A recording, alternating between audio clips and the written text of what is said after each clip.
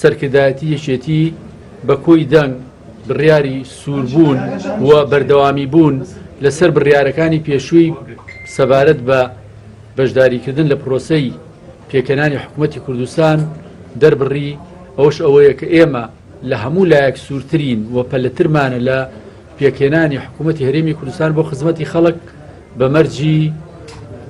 ئیتفاقی سیاسی پێشوەخت وەکو لە پێشاوتومانە و تەنها داواکاریمانە ئەوە بۆ کە بۆ حکومڕانیەکی ڕەشید بۆ حکومڕانیەکی هاوڵاتیانە بۆ خزمەتی خەڵک پێویستمان بەوەیە کە هەموو لایەنەکان بە پێی استحقاقی خۆیان و لە ضمنیشانە یەکێتی بەشدارێکی کاریگەر بێ لە دروستکردنی قەرار لە هەرێمی کوردستان و لە بەڕێوەبردننی ئەم وڵاتەیە ئەوەش بە ئیتفاقیی سیاسی لەگەڵ برادرانی پارتیەکرێ تا ئەو کاتەی برادرانی پارتی پابەندی ئیتفاقی 5 ئەبن و ئامادە بن بۆ ئیمزاکردنی ئیتفاقێکی سیاسی لەگەڵ ئێمە بۆ دروستکردنی پرۆسەی بەشداریکردن لە دروستکردنی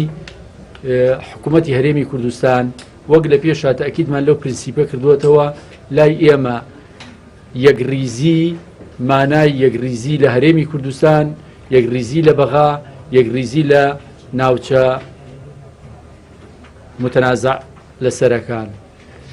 ئەوە هەمووی لای ئێمەیەک پاکێجەوە دیسانەوە تاکیدی لەسەرەکەینەوە و تەنیا جیاوازی ئێمە تاکو ئەم دەقەی لەگەڵ پارتی لەسەر جێبەجێکردنی ئەو ئیتفاقەیە کە لە 5